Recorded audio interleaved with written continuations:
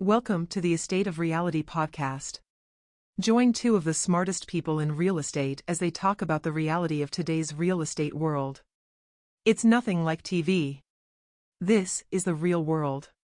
If you are planning to buy, sell, or invest in real estate, or if you are a real estate agent, this podcast is for you.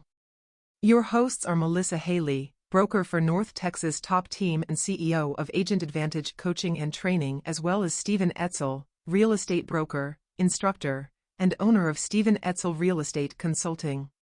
Join them as they talk about all things real estate. Subscribe today to catch all of the episodes.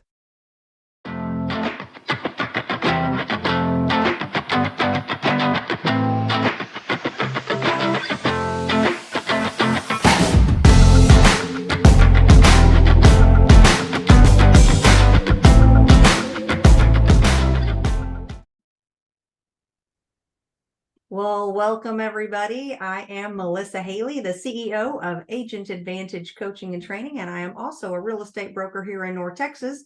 And welcome to the podcast, The Estate of Reality with Stephen Etzel. Stephen, say hi and introduce yourself. Howdy, Steve Etzel, broker, owner, independent realty, and also owner of Real Estate Education and Training. Awesome. And today, Stephen and I have a great guest with us. We have Vaughn Kerkorian with us. Vaughn has been an amazing a resource for agents, and especially for me. I have him come talk sometimes in my classes, but he has been in the appraisal world for dang near 30 years almost. Has had experience working in the banking side, on the corporate side, has had experience, I think you said like 10 or 11 years on your own, Vaughn, being a appraiser here in the North Texas area. And you, my friend, have a wealth of knowledge. So we're excited to talk to you today. Thanks for coming.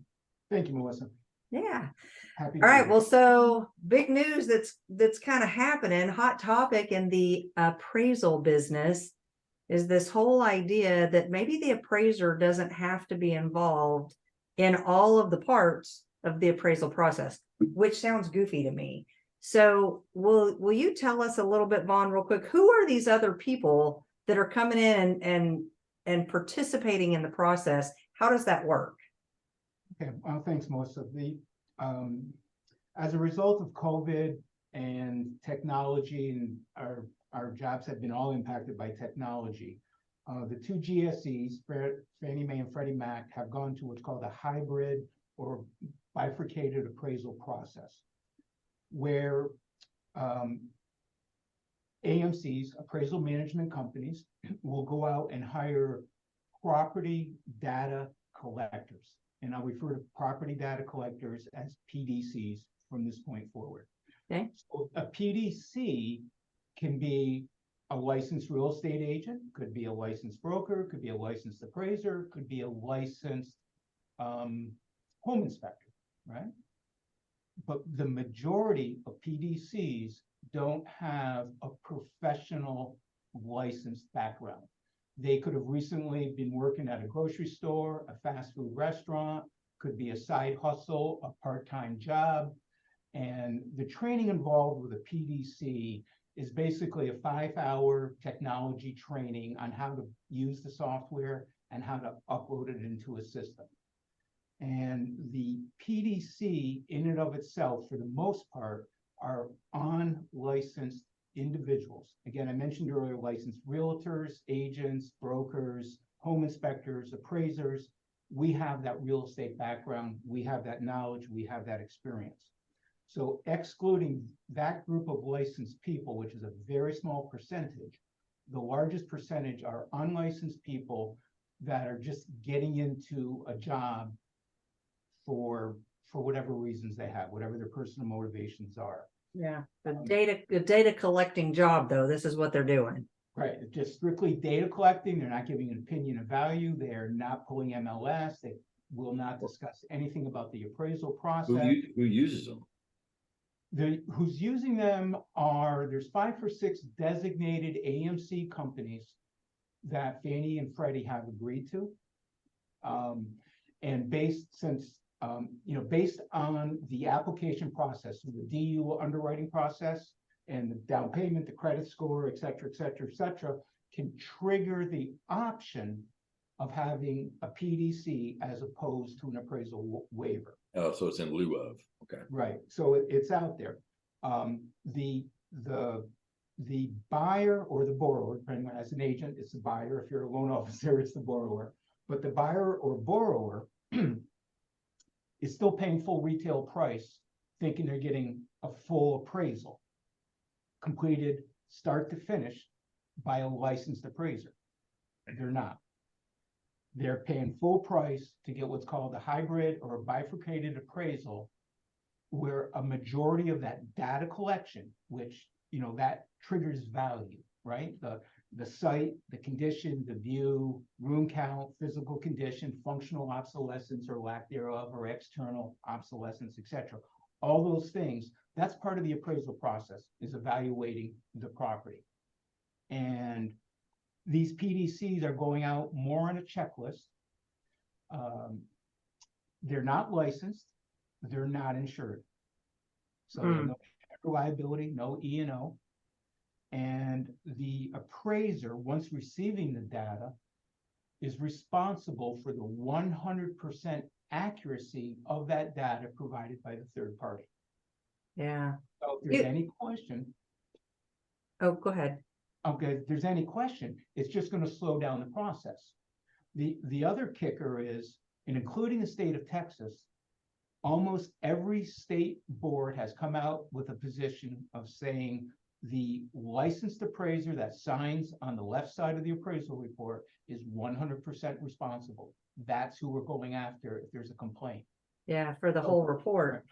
So why would I put my license on the line for that? So the For someone problem else, is, yeah, for their Right. data. Right. Okay, so you said a second ago, the buyer is going to pay full price for this appraisal, assuming that an appraiser is doing all the work, and they're not. And I feel like that's definitely a concern. Yep. But I almost, what else you mentioned is you said these people, these property data collectors, these PDCs are not insured, they're not licensed. I'd be more concerned if I was a seller. Like, how is this Joe Schmo getting in my house? Because part of the licensing process, at least for the real estate side, is you got to get fingerprinted, you got to be background checked. I mean, all of the stuff to protect the consumer when we go inside of your property. Right. So, And I don't want somebody who's not been vetted to come into my house and collect my data for someone else. I don't even know if, I mean, I would certainly be opposed to it if that was me and I was a home seller. I feel like there's a concern there for that. oh, I agree. And there's already been a documented case. Now, the requirements are a background check for these PDCs, Okay. but it's not as intensive as us as real estate licensed people, right? Okay. We go through an NCIS background check, right? We have to do that every 2 years. The AMCs, the appraisal management companies, will use a very basic check. And it's already been proven, it's already been shown, due to the very caught you by a very alert agent, a convicted felon was acting in the role of a PDC and went into somebody's house. And it wasn't local here, it was on a more national level, but a local agent recognized that name and things didn't happen. So there is a concern because, you know, as licensed professionals, you know, we have that goodwill, we have that reputation, we have that insurance. We are both held to both criminal and civil liability for our work product, where these PDCs are not. So if that does not motivate a licensed individual knowing that we are subject to criminal and civil liability, then, you know, what's motivating the PDC? There's nothing, right? There's nothing motivating that. So it is a concern. Now, there are ways to protect your seller, and there's a ways to protect you as the agent giving access to the property, right? And it's a very simple process. So when an individual calls and says, I'm here to schedule the appraisal on 123 Main Street, first questions out of your mouth, or the first question we should be asking, okay, Vaughn, are you a licensed appraiser in the state of Texas? And almost every PDC is going to say, no, I'm not. And then the question becomes, well, you said you're here to appraise my property. Well, the next typical scenario, they'd say, well, I'm here to do the home inspection. Are you a licensed home inspector? Well, no, I'm not. So now you got those red flags flying in the wind. Then what are you? And then they'll come back and say, well, I'm a property data collector. So the agents protect their seller, right? Here in Texas, so it's, yeah, selling agent access to the property. Some states, believe it or not, it's list or it's buyer's agent access to the property. Is to say, okay, what is your license number? Right? That's public record. That's nothing confidential, right? You get the license number and which board are you affiliated with? Again, to let somebody into the house, you need to be a licensed or affiliated to a board. And they're not, for the most part, since they're not giving MLS data, they don't need to be on any MLS board. Sure. Right? They're not looking up MLS statistics. Exactly. Stephen, So yeah. Go Yes. ahead. you've got some like mortgage experience. Yes. Yeah. What do you see from that side of it? I mean, I know you're also a broker, real estate broker, and kind of thinking of, I mean, I'm thinking of it from my real estate agent perspective, right? And my broker perspective of, I want to protect my consumer, but how does this play out on the lending side? Well, let's go back to the broker side real quick, because I picked up on something he was saying that, you know, it's also important to be, not every appraiser is a part of the board, and we got that really neat little code of ethics that they still have to abide by as well. You know, that little neat little code of ethics that we are got 17 articles.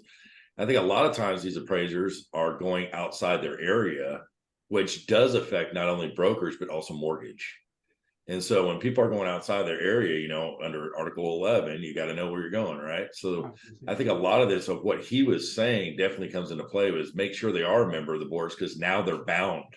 They're bound by not only there's a board involved, that they have the proper information, because that's, you know, 11.1 and so on of the actual article, but also I think it holds more responsibility at that point in time, instead of just going all over the board and going, yeah, I go appraise something in Amarillo and I've never been there before in my life, kind of like what we have to do. On the mortgage standpoint of things, I want somebody that knows that area. You know, if you're looking at a lender's point of view, I'm thinking to myself, we got to get this house appraised, or else we're not going to be able to, you know, obviously it's not going to get to close. And so does that affect us? Everything he said affects not only the mortgage side, but also the brokerage side. And I think as a mortgage broker, a lot of times we're more, me personally, I can't tell you who the appraiser is. I can't tell you who I want them to go out and appraise. They're going to send out whoever they want, but I can ask a simple question. Are they familiar with the area? I can ask that question to the actual, you know, the appraisal company that's going to assign somebody to go out. Like, hey, if they don't know the area within a 20-mile radius, I don't think they should step foot on that area. Well, okay, so Vaughn, let me ask you, because he's bringing up a good point about being geographically competent. I think that's one of the biggest issues that we're facing right now, and I think Vaughn could probably attest to that.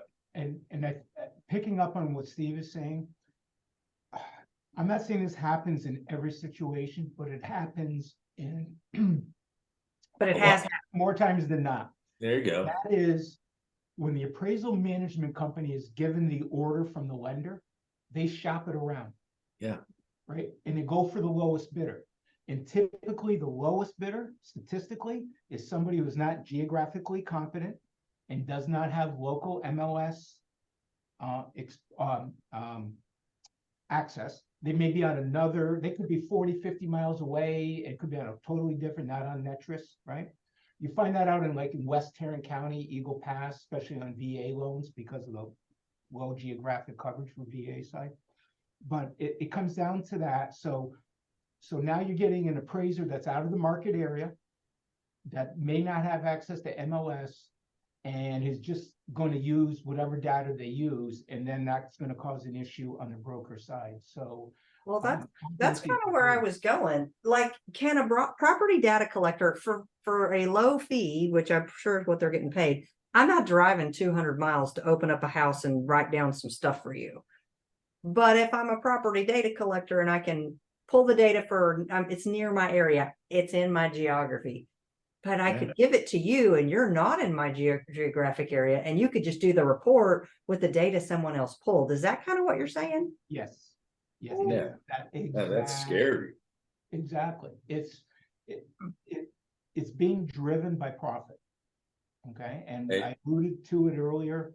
The buyer borrower is paying full retail price on that appraisal. Yeah. Right. They're paying. I think that's deceptive in a sense, but you also look at it, and you also look at it like this. I had a situation where we had a property appraised in Scurry, where Scurry, Texas is, down there by Kaufman and so on. Yep. Well, they called it Tidewater. Right. That's The old-fashioned Tidewater to buy more time. Well, just to find out, I actually argued that Tidewater and said, "What are you talking about?" Well, kind of find out he's actually only has MLS access to Houston board. Oh no. So basically, he called it because he couldn't find the information that he needed. Right. That's a bad idea right there, because what you did was you changed an FHA loan that was going to take 45 days to close anyway, add another 21 days to this thing, and by the time they were done, that could have jeopardized my buyer. Yep. We locked him into an interest rate, by the way. Your locks don't go for 70 days, 80 days, 90 days. So when you're locked in at 21 days or whatever have you, that's going to raise. And if the interest rates go up, guess what else happens? Your payment goes up, and we're approving people at a certain amount for that time, and you're buying that lock. And so if I got to worry about that, that's a scary situation as well. And I think Vaughn's probably faced that a few times himself. Yeah. Steve, just to expand on that, when an order is placed from the lender to the AMC, you're probably looking 2 to 3 days before it's even assigned. Yeah. Because they're sending out the bidding process.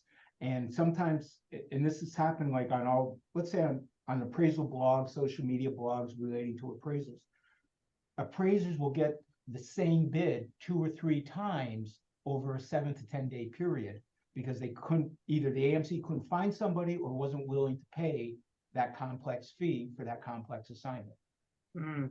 Or because we can only pay so much because we're looking at profit margin, right? So if they collect 700, well, we can only pay 300. Well, where's the equity in that decision? Right. So It does. The whole trickle down, especially with the rate locks and given how volatile the interest rate environment is swinging over the last 60 days. That's what really affects us. You look at it and go, interest rates are so volatile right now. And we're, I don't know if anybody's read the news or not, but they're expecting them to go up. Yeah. So when you're taking more time to get the job performed by somebody that doesn't have the information, next thing you know, you're 40 days into this thing going, the interest rates just went up a point or half point or whatever have you, and that could really knock somebody out of a loan. Well, and if the value doesn't come in because they aren't familiar with the area, that's going to knock somebody out of a loan too. Easily. And then you're going to contest it, and then they get upset because you're contesting it. And it goes on and on and on and on and on. And next thing you know, the appraiser goes, "Well, this is my final decision." Well, here's the problem with that. Now we either got to get a new one, or if it's an FHA appraisal, they stay on you for 4 months or so. So what are you going to do? So you're kind of stuck at that situation. That's why it's so important. That's why I really want to stick to geographic area that people know what they're doing, because I had somebody from Amarillo appraise a property in Arlington. Ooh. The only thing in common with that is 2 A's. That's it. They both start with the letter A. Yeah, they both start with A. That's it. That's all you got. So, how in the world from somebody from Amarillo, which isn't even close to anywhere, close to us, do an appraisal? It came out $25,000 short. Yeah. So Vaughn, who is it? Well, let me ask you this. So you're telling us that this is coming through the appraisal management companies, and most lenders, I think, are using appraisal management companies these days. But is it for any kind of loan that these PDCs are available, or is it just should I be worried if I have a VA because it only happens to VA, or should I be worried if it's So the type of financing? So there's 2 questions that you're asking here. One part of the question is the borrower, the transactional side. So down payment, availability of data, LTVs, credit score, right? So that can, like a desktop underwriting, right? So it's going to be a decision tree down the road. The other side, as it relates to the general investor, VA, no. As of in VA, and this is coming out recently, They are not going to go to ANSI compliant, nor are they using property data collectors. The Okay. strength of the VA panel is the strength of the experience of the appraisers on the VA panel. Right? You have Okay. to be I'm on the VA panel, not bragging, not boasting, but it takes a long time to get on that panel. It takes a year of probation to stay on that panel. It takes a lot of feedback. It's a training feedback. So, but the VA will not be using PDCs. And that's why their REO rate is very low, is because of the experience of the appraisers. They have Sure. the lowest REO rate of any of the major lenders, is the That's VA. good. FHA can't do it, even though the AMCs are now pushing PDCs. And the reason why FHA is the scope of work requirements on the appraiser is that we have to physically inspect the property. And we sign a certification that we will physically inspected the property. Right there, that's a misleading, fraudulent report if I had a PDC go out and then I signed off on an FHA because we misrepresented that certification. Sure. So, USDA at this point, I know in our outlying areas, we see more USDA than we do within the suburbia. But USDA is right now following FHA guidelines. So I'm going to say one and the same. It's also my understanding that FHA will now be ANSI compliant in November, where I'm not sure with USDA. However, let's go back to the other two big GSEs, Fannie and Freddie. Yes, this is their way of creating an illusion that you're going to get a report back quicker. We're going to remove appraisal bias in the reporting, and that the streamlining of data will be more accurate. So it's what's easier for Fannie Mae and Freddie Mac than what is easier for the buyer, the borrower, the agent, the broker, the appraiser. So they're looking at the data mining of all that information and then turn around and repurposing that data and reselling it out there on data that all three of us pay for, right, through our MLS fees. So this is really helping out the GSEs in terms of data mining and data collection. But at the end of the day, nobody's really showing the true benefit to the homeowner. Right, or the buyer or the borrower. So it's a tough nut to crack, but it's simple to cover yourself, you know. And again, I'll just go back to when somebody calls, verify their license, right? Verify their board membership, right? You can, and as Steve mentioned, you can ask about competency. Right? That's not an appraisal related question. That goes to the competency of the decision and code of ethics. And, you know, we're bound by the same code here. I know as an NAR member, as a broker of record, I'm a member of the National Association of Realtors, so I'm obligated to those code of ethics. But also at the same time, we have our own standards, USPAP, that we have to adhere to, right? And that's part of being market competent, right? And for that assignment. And that's understanding the nuances. So to protect yourself, always ask for a name, ask for a license number, ask for a board. And from a liability side, just don't give out the code, meet the appraiser. Because if you just give out the code. Here's the other thing too. Yeah, I think a lot of people think that appraisers are also licensed by TREC. That's not true. You know, you call TREC and they answer the phone. Thank you for calling TREC and TALCB. How may I help you? They are two different sides, but they run by the same agency per se. So they are a state rated agency that does have codes and guidelines the same way as TREC does. But on the flip side of it, a lot of people also get confused with inspectors and appraisers. As somebody the other day say, "Oh, I got my house appraised, you know, for what do you say? The inspector said my house is worth $250." I said, "The appraiser said your dishwasher works." You know? And so basically, you know, they get those confused all the time, and that's why I love to try to tell people there's a difference here, people. You know, the inspector is licensed by TREC, and the appraiser does have the same agency guideline per se, but they're not the same people. Right. Yeah. And Yeah. I think a lot of times that's why FHA appraisals get confused with inspectors, because you do have to do an appraisal. You have to go out and actually visit the property and actually walk the property. Yeah, you got to physically know you're there. Yeah. I think, and I like what Vaughn, I like what you're saying about, if you're an agent and you're the listing agent and someone calls to make the appointment to see your property, that you need to ask the clarifying questions. Yeah.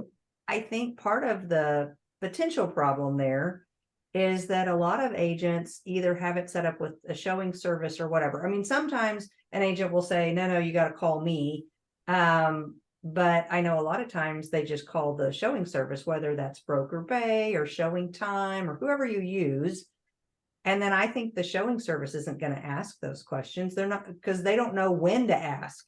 They don't realize that the requests coming in are not from buyers agents. We're now officially under contract.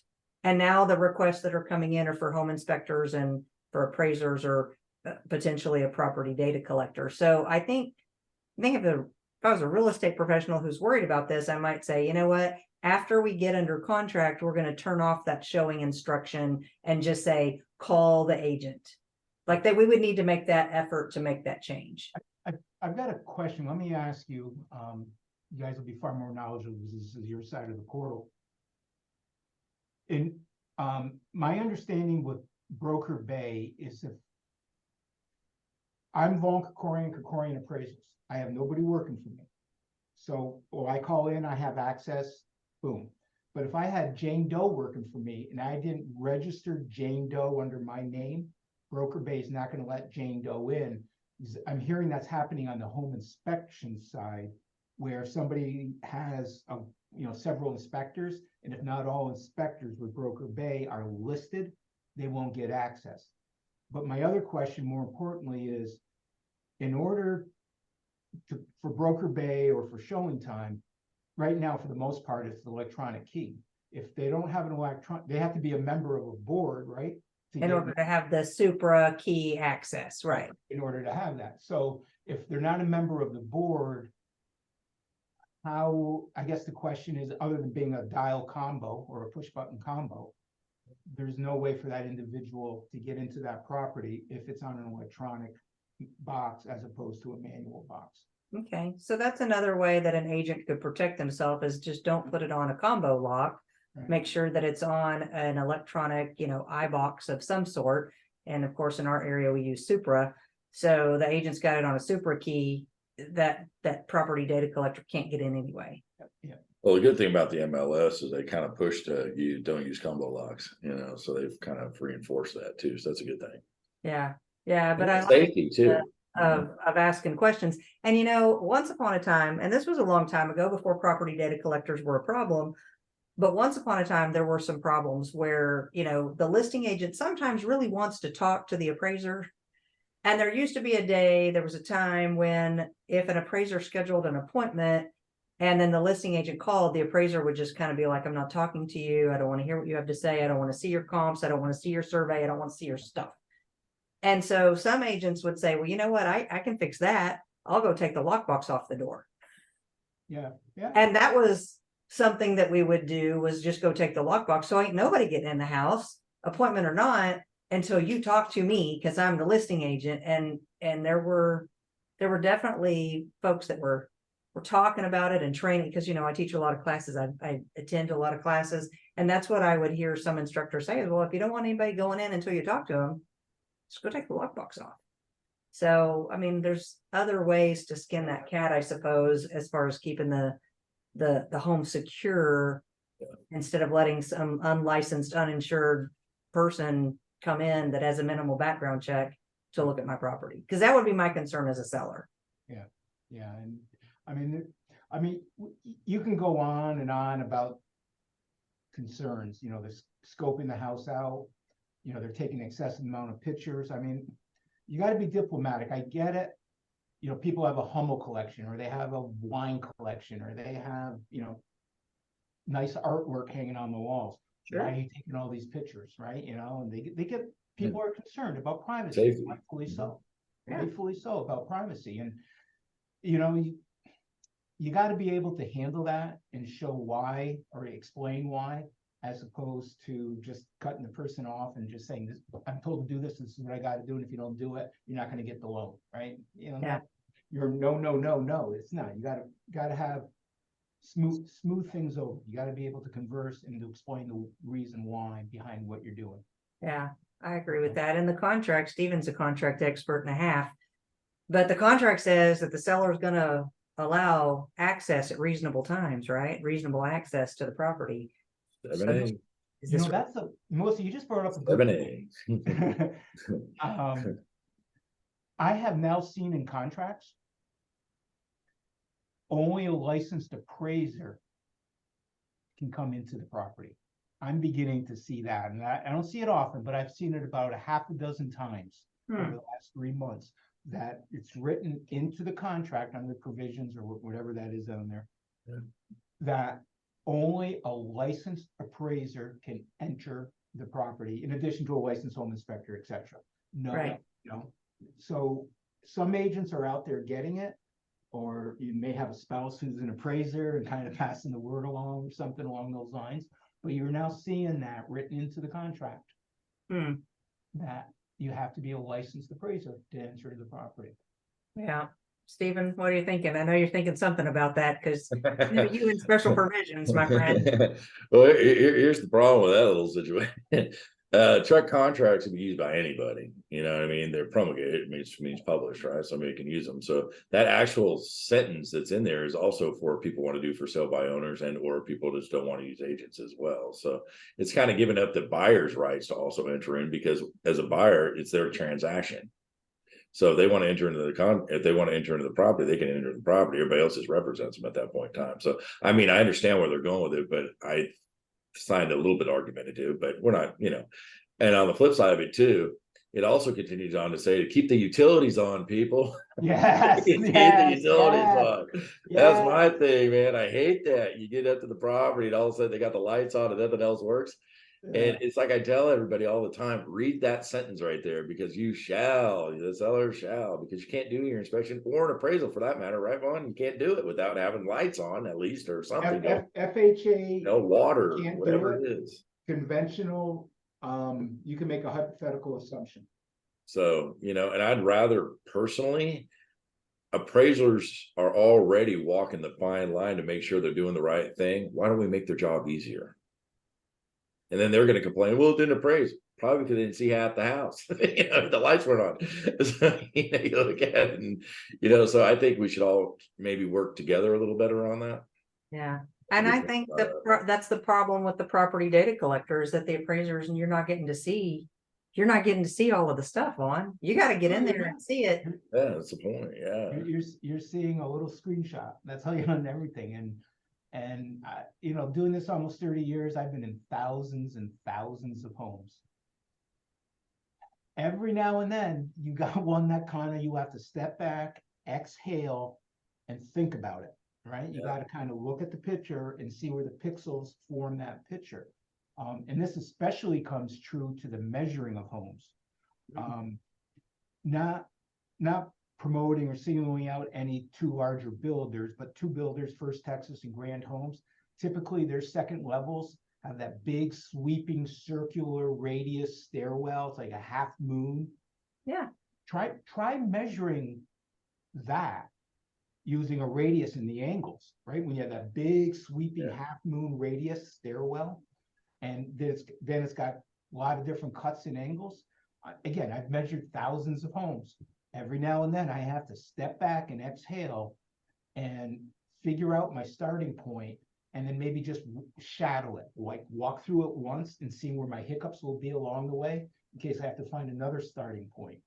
But these PDCs who have no experience measuring properties, let alone using an electronic measuring device, which is not ANSI compliant, right? So Freddie, Fannie, and soon to be FHA require ANSI compliance. How do I, as an appraiser, accept the PDC's work, knowing that their measurements are not ANSI compliant, but yet I'm signing a certification saying the house was measured to ANSI standards? right? So Yeah. that's why you're not seeing a lot of tenured licensed appraisers gushing over signing off on these appraisal reports up from PDCs. Well, and I feel like if an appraiser doesn't want to pick up the job, right? So the AMC sends out the job. Hey, everybody, we want to see who wants to pick up this appraisal. Somebody's buying a house. And then they say, and by the way, we're sending out a property data collector. Who wants the job? And you're like, not me, skip. And you're just like, I'll skip and wait till the next one. And I think if they get enough of that, then they've got it, like you said, that they sometimes have to come back out with, well, we still need somebody to come and do this appraisal. And maybe they found they couldn't do it with the property data collector. So they're just going to put it out there for all appraisers. And now we're not using them. Right.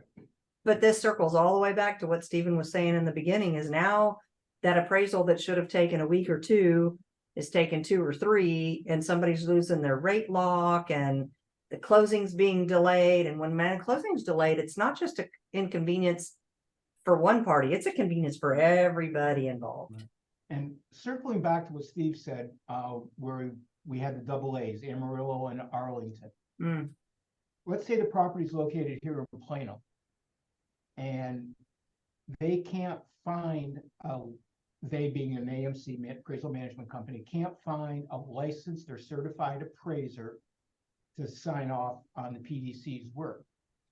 Nothing is preventing the AMC from taking somebody, let's say down in El Paso, a licensed Texas appraiser, forget the fact they have no market competency and no access to data, but a licensed Texas appraiser to sign off on that property in Plano, Texas. That's happening as well. That's scary. Now it's a licensed state appraiser, and maybe the AMC has access to MLS, or they'll give them prior appraisal reports nearby and to give them sales data that they've used, that the AMC has used in the past. Man, Now, I get this question a lot. Are realtors allowed to call appraisers? They are. We just can't talk specifics about the report, right? So it's the client relationship. And the client relationship is not established by who pays. Okay, that's a myth out there, right? It's not who pays, it's who engages the appraiser. Yeah. So for most cases, it's the AMC and the lender are the client. That's the only person the appraiser can speak to technically about that report. Now, there's nothing saying that you can't call me. Again, this is more on a one-on-one appraiser. But you call me, Steve, you question the value. I can listen to your feedback, right? I give you my email address, send me your data, okay? There's nothing wrong with your feedback as long as you don't start talking about adjustments, or you don't talk about why this isn't a good, put it in writing. Well, if this comp is over-improved, under-improved, over-conditioned, whatever, just, put your comments. But the last thing any agent, broker, or anybody can do is say, if you don't get the value I need, I'm going to turn you into the state. Yeah, no. Right? And you hear that, you hear that quid pro quo quite a bit. wow.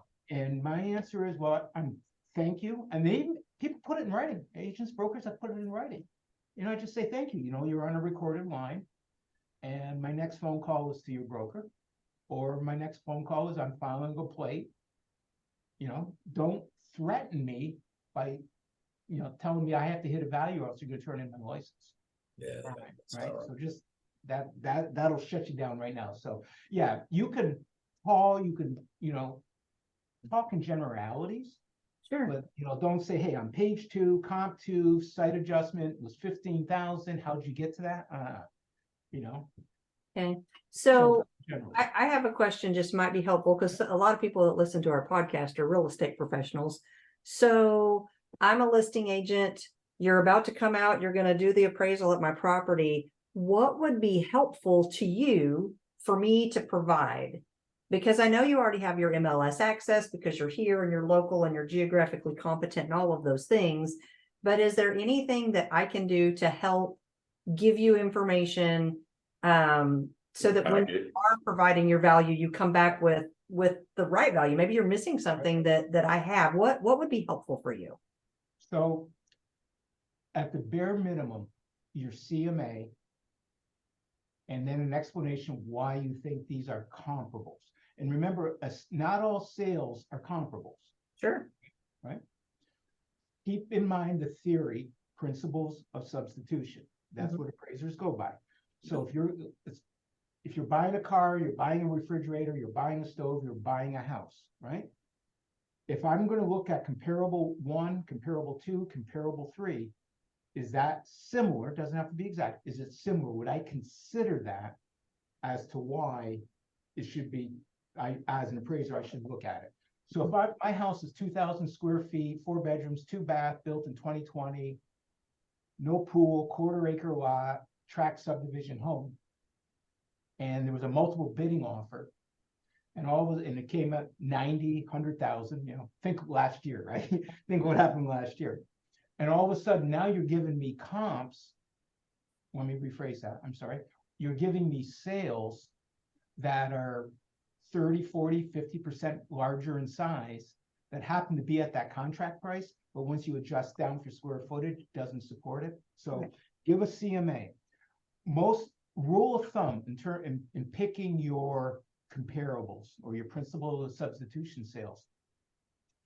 General rule of thumb, about a 20% GLA variance.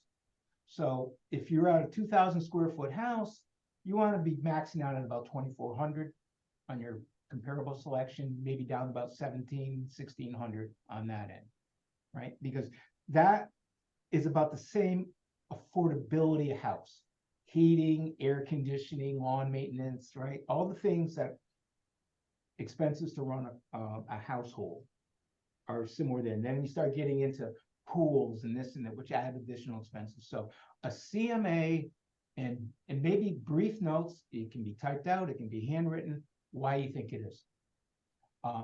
If there have been significant upgrades, and again, it's hard to draw a distinction between upgrades and over improvements, right? Personal taste, right? Personal taste versus upgrades. That's a very fine line as to determine that. But provide reasonable costs, right? Doesn't have to be exact, but say, hey, the iron spindles on, I replaced 40 iron spindles on my staircase at a cost of $6,000. Okay. Is that an over improvement? Is that personal taste, or just wooden balusters do the same thing, right? So that's kind of like a fine line, but don't be afraid. I mean, I did a house years ago. Probably out near Firewheel. They were from California. They built and they got a variance. They built a 9-foot high stucco reinforced rebar privacy wall all the way around. They were from California and they were used to earthquakes, and that's what they wanted. They wanted to make sure if there was an event here that their privacy wall would not come down. Okay, that's personal taste, right? That's clear-cut personal taste, right?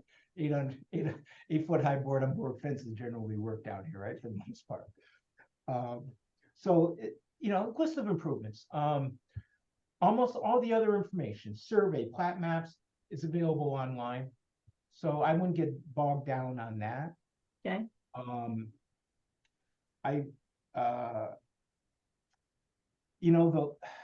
The letters, we don't need to read the letters, why you should love my home, why, the buyer's letter, why we love your home and want to buy it.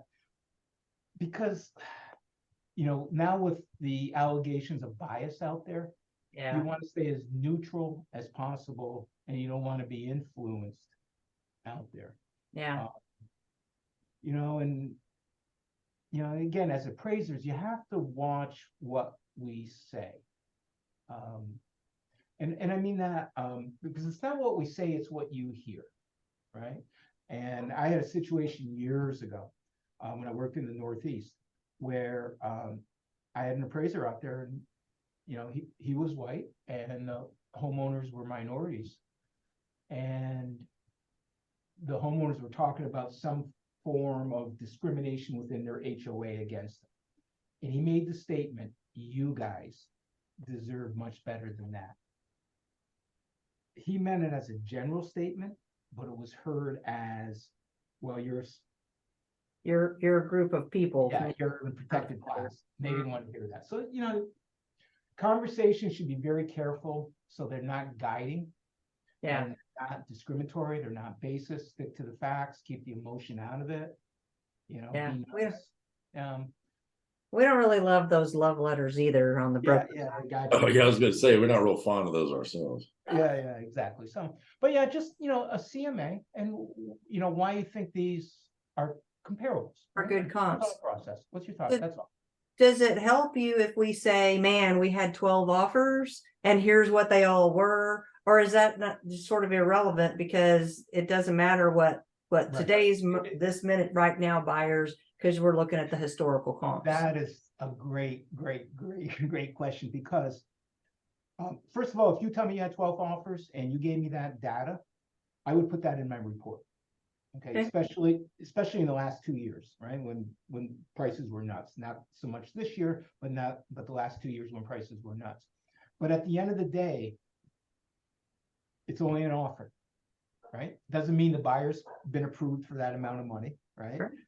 Doesn't mean they may have a letter, a pre-approval letter, but how strong is that pre-approval letter, right? All of a sudden they went out, bought a new car, bought furniture, bought this, bought that, and all of a sudden their credit score plummeted, even though they have the reserves, but they don't meet the guidelines for that program, right? So yeah, it's kind of a touchy situation. You gotta kind of be careful there. Yeah, makes sense. All right. Well, Stephen, you got any other questions for Vaughn? Otherwise, I'm gonna get us out of here. No, I think that was great. Good information. I think a lot of people definitely have a better understanding of what you do and have a lot more respect for it. Let's put it that way. Yeah. Yeah. The key takeaway is it's an opinion. Yeah, that's right. That's all it is. It's an opinion backed up by our process and backed up by our data. We all have opinions, and it's not an exact number. The difference with VA, they don't have to take that number, what your opinion of value is. Let's say your range is 230 to 260, you come in at 240. Since you're in that 230 to 260 range and the VA needs 250, they're gonna make it off of that number because your adjusted range shows that. Not with conventional, not with FHA or USDA. It would be great if they went to a range as opposed to a single price point. So just circling back, it's an opinion on that date based on that data that was available, and making the assumption that I have done my diligence, I've done my scrutiny, and I have data mined the MLS data. And I will say, working on multiple systems and everything, Netris system is one of the most strongest, robust, detailed system that's out there. And if you know how to data mine it and you know how to use it and add that on with RPR, you got a gold mine. We're sitting on a gold mine of data. That's what we like to hear. Right. It's good stuff. Awesome. Well, thanks so much for being here with us today, Vaughn. We really appreciate all of your expertise and your insight and valuable information for realtors and for consumers. It was good stuff. So thanks for being here. We appreciate you. Yeah, thank you all. I appreciate you. Thank you, Steve. Thank you, sir. And, everybody who's listening, just join us next time on the Estate of Reality podcast, because this is where we talk about the real reality of the real estate profession. We'll see you guys next time. Great day. Great day, everyone. Thank you.